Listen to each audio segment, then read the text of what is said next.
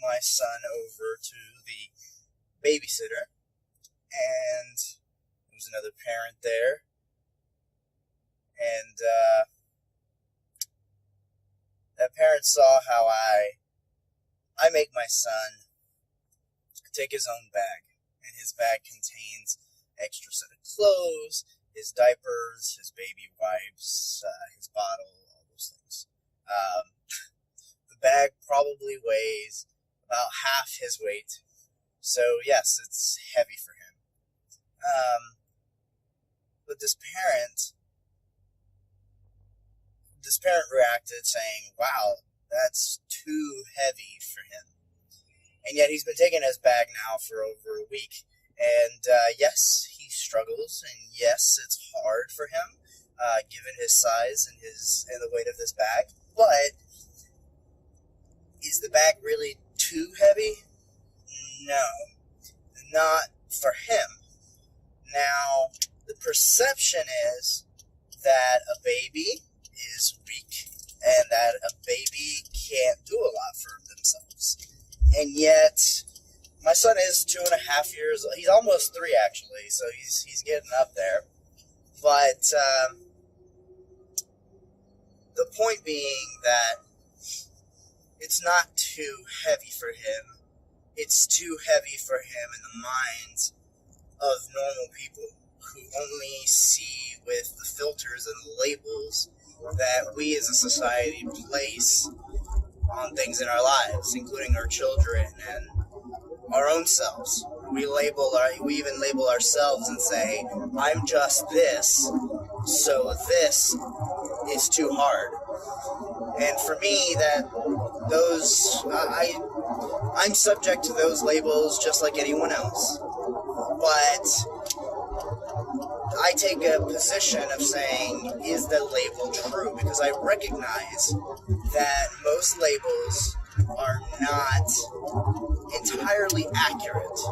They are a generalization, and they are a way for us to cope with different things in life. We apply a label and we say, "Oh, thanks to that label, I can now make the excuse saying this is not possible."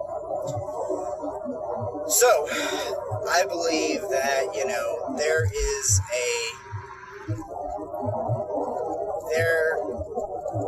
is a certain level of difficulty in our lives, no matter what we do. And if we want to accomplish big things in our lives, we have to do even harder things than most people. I'm an accomplisher, someone who always seeks to overcome goals, and that is one of my passions in life. And I do realize that my son is very, very similar, genetically speaking, because even at his age, no one has taught him to seek accomplishments, and yet he does on his own. He tries, when he first learned to go down the stairs or go up the stairs, at first we helped him to kind of get over the fear of the stairs. And then once he learned how to actually stand and go up and down from the stairs, he wanted to do it on his own. He wanted to feel accomplished. He wanted to feel independent. That being the case, I see that my son is not going to be someone average. He is going to be a strong personality. That being the case, life will be harder for him. So, obviously within reason, I have to make sure that he understands that from an early age. And therefore, I make him carry his own bag. I am teaching him as much as I can to be more independent, because he'll have to be in his future. But the point being, though, is I can't put him in the label that society has placed on him, because he does not follow that label. So, my question to you is, how many times Do you succumb to your labels, to what you believe you even have labeled yourself? Even if society might label you one way, you label yourself one way, and it may not be entirely accurate. It may have some truth, it may have some validity, but it doesn't mean that it's you all the time. And that is one thing. As human beings, we adapt, we change, and we have to make different decisions during different situations. What may be an accurate label in your day-to-day life may not be an appropriate label in a particular situation. So, how many of you succumb to your labels all the time, or some of the time? And do you recognize that some of the labels may not be accurate, that you don't have to be confined, you don't have to be imprisoned by these labels? You can break free of those labels and do what you want to accomplish, do what you need to do to accomplish your goals, and to accomplish the life that you want, and to accomplish the things that you want.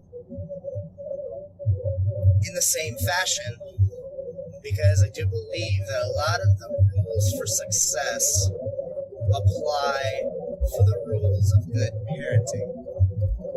Therefore, what I mean by that is, do you label your child? Do you label your son? And if you do, think about whether or not your son or your daughter is conforming to the label, or if the label is conforming to your child. What I mean by that is, I've seen people who will label their children as successful, intelligent, accomplished, and those children make an effort to conform to those labels, and therefore they're accomplished, they're intelligent, and they succeed, they become accomplished. Whereas I've also seen the opposite.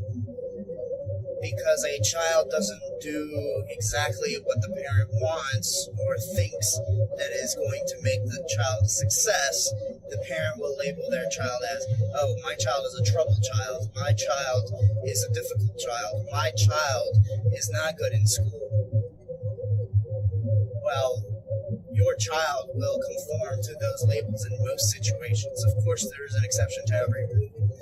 But if you continuously label your child within those judgments, really, which is what the labels become, your child will usually conform to those. So, do some self-analysis, some looking within, and ask yourself,